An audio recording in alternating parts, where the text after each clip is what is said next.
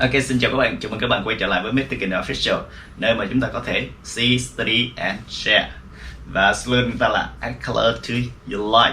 Và trong tập này chúng ta sẽ nói về 7 điều mà mình ấn tượng khi mà mình đặt chân đến Đài Loan, hay nói khác là vừa hạ cánh xuống sân bay Đào Viên. Thì mình có những cái điều ấn tượng gì khi mà đến với đất nước này, và khi mà bắt đầu với cái tiến hành trình là phải cách ly 14 ngày như thế nào nhé. Chúng ta sẽ cùng bắt đầu. Ok, và điều không một mà chúng ta sẽ nói đó là thảm xanh Đào Viên. Khi mà nhìn qua khung cửa sổ, dưới những chấm nhỏ li ti là những con thuyền dưới đại dương mênh mông kia, thì mình biết là mình sắp đến với Đài Loan. Và sau chốc lát thì đúng là như vậy, và không gian đầu tiên đó chính là những cái thảm xanh, đó là những cánh đồng lúa, rau, và ở đấy sẽ là một trong những cái điều đặc biệt, bởi vì mình tưởng như đấy chính là một trong những cái vùng quê đâu đấy, chứ không phải là Đào Viên Sầm Uất. Đào Viên là một thành phố nằm gần sát với Đài Bắc, và Đài Bắc là trung tâm hành chính, kinh tế, văn hóa, chính trị của Đài Loan như chúng ta biết, đúng không? Thì Đài Bắc ở phía Bắc, xong rồi đến Đào Viên, và cái chữ Đào Viên cũng vậy, cho chúng ta một cái ý nghĩa rất là trong xanh của một cái vườn đào. Chúng ta viên là vườn, đào, đúng không? Ở đó có hoa đào và có cả cây đào. Nhưng giờ đây thì Đào Viên sẽ là một trong những cái khu công nghiệp vô cùng quan trọng của Đài Loan nha. Điều không một, chúng ta sẽ cùng nhau nói đó chính là sân bay Đào Viên. Sân bay Đào Viên là sân bay được xem là lớn nhất của Đài Loan bây giờ. Ngày trước thì có sân bay Tùng Sơn ở khu vực Đài Bắc, nhưng sau khi sân bay Đào Viên được xây dựng và đưa vào sử dụng thì sân bay Đào Viên là sân bay quốc tế lớn nhất. Và bây giờ thì còn có những sân bay khác như sân bay ở khu vực Đại Trung, rồi sân bay ở khu vực Cao Hùng, cái thành phố mà mình đang sinh sống và học tập ở đây. Nhưng mà sân bay Đào Viên vẫn là sân bay có lưu lượng hành khách được xem là lớn nhất. Năm 2017 thì nó chính là một trong những top 10 sân bay bận rộn nhất thế giới về lưu lượng hành khách, và top 6 về vận tải quốc tế. Như vậy đấy chính là một trong những cái rất là đặc biệt của sân bay Đào Viên, đúng không? Nhưng mà điều quan trọng hơn là sân bay Đào Viên với cái đường băng, khi mà mình đi xe ô tô về khách sạn thì mình lại thấy cái đường băng nó băng ngang qua những cái con đường mà xe ô tô ở dưới đi, và ở trên thì thấy những chiếc máy bay như vậy khá là đặc biệt, đúng không? Và điều không ba sẽ là sự chăm sóc chu đáo và tận tình, sự giúp đỡ tận tình của khi mà được đón tiếp. Khi mình đến sân bay xong thì và rời khỏi máy bay đến khu vực đầu tiên, thì ở đó người ta chia ra làm hai khu vực. Một là dành cho khu vực người lao động, và cái thứ hai là dành cho du học sinh. Mình qua khu vực du học sinh thì mình được một cái bạn chỉ dẫn sang để hỏi mình có sim card chưa, và sau đó thì mình nói là chưa, thì chị dẫn cho mình đến cái nơi để mình mua sim card.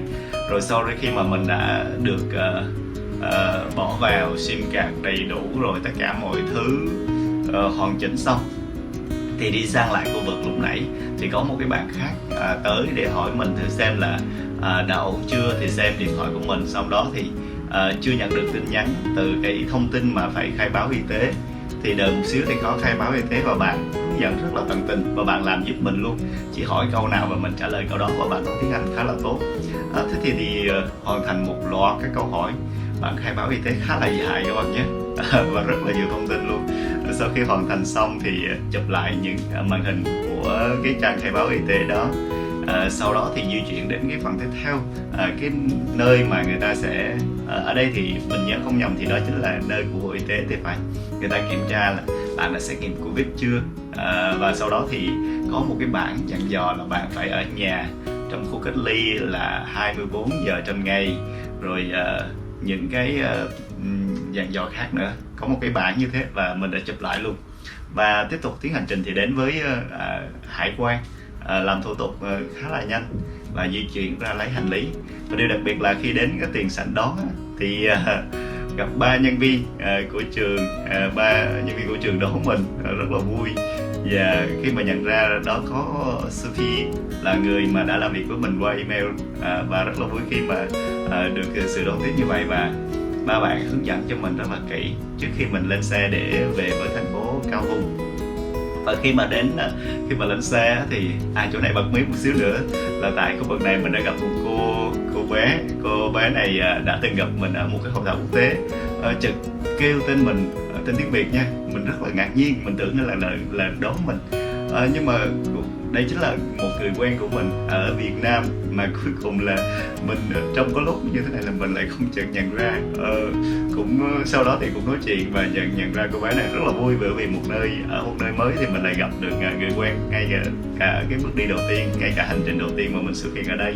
Và tiếp tục tiến hành trình thì mình đi về trên một cái chuyến xe, mình nghĩ là khoảng 10 chỗ ấy, giống như xe 16 chỗ ấy, nhưng mà một mình thôi.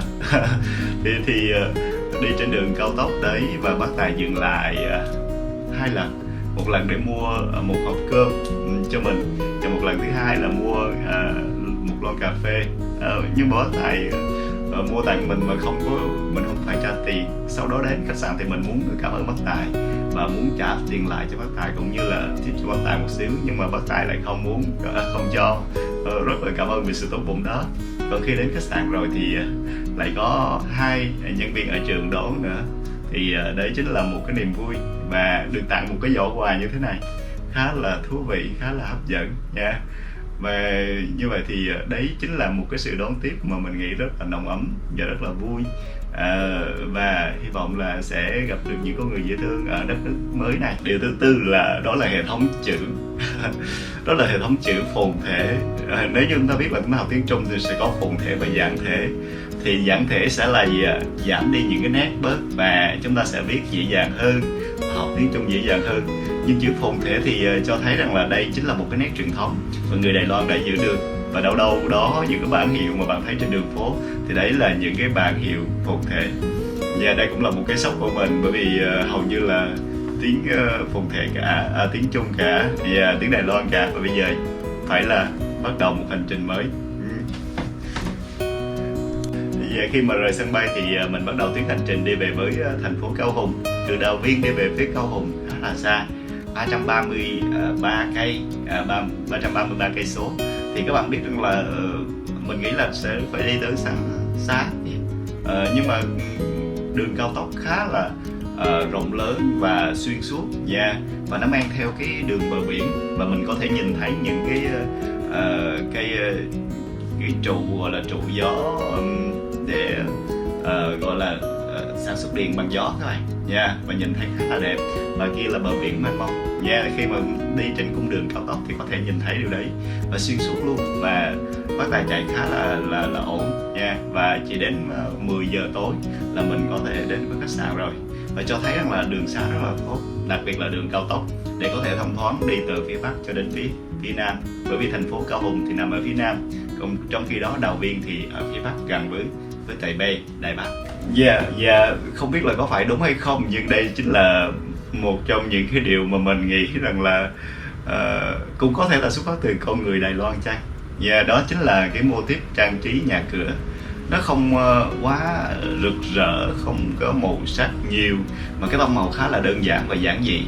Dường như bạn sẽ không thấy nhiều màu sắc ở trên cái ngôi nhà của họ. Và nhìn thông thường cái màu thường là cái tông màu trắng nhẹ và chuyển sang xám một xíu, hoặc là màu gạch nha. Và như vậy thì và dường như không có trang trí gì nhiều. Đôi khi những cái chữ trên những ngôi tòa nhà hoặc là cái công ty gì đấy thì dường như cái chữ đó chỉ để là cái tên công ty, và nó hòa lẫn vào cái màu của cái ngôi nhà mất tiêu rồi. Như vậy thì đó cũng là một trong những cái sự nhẹ nhàng và sự đơn giản trong cái mô típ trang trí của nhà ở Đài Loan nha. Và chúng ta chắc có lẽ là có nhiều điều khác biệt khác, nhưng mà bây giờ tạm thời là mình ấn tượng về điều này. Và cái thứ 7 là cái này. Cái này các bạn biết gì không ạ? Thì cái này không phải là hộp quà, mà cái này đó chính là hộp thức ăn sáng. Trong này bỏ thức ăn sáng, nhìn thấy giống một hộp quà đúng không? Bữa ăn sáng, bữa ăn trưa, bữa ăn tối của mình nhận lấy thì những hộp như thế này. Và những hộp này nào là Hello Kitty hay là cái gì đó rất là baby ở đây. Nhìn giống như hộp quà đúng không? Thứ nhất là trang trí khá là dễ thương. Cái thứ hai là chúng ta thấy rằng là chúng ta thường đựng cơm á, cơm hộp của chúng ta thường là cái hộp nhựa đúng không? Hộp nhựa. Và chúng ta thấy rằng là cái vật liệu á, có thể nó không thân thiện với môi trường, thì đây sẽ là một trong những hộp mà thân thiện với môi trường, bằng giấy carton các bạn nhé. Như vậy bạn sẽ thấy là gì, đây cũng là một ý tưởng hay, và nếu như đơn tiền người Việt Nam chúng ta vẫn hoàn toàn có thể làm được điều này, đúng không? Chúng ta có thể làm thế nào để nó thân thiện với môi trường hơn, đây là cách, đúng không ạ? Đấy là 7 điều mà chúng ta sẽ ấn tượng khi mình vừa mới đặt chân đến Đài Loan trong ngày đầu tiên. Và không biết là thời gian cách ly sẽ như thế nào, và chúng ta sẽ có gì trong quá trình cách ly, và cách ly ra sao thì chúng ta sẽ đến với vlog tiếp theo nhé. Ok.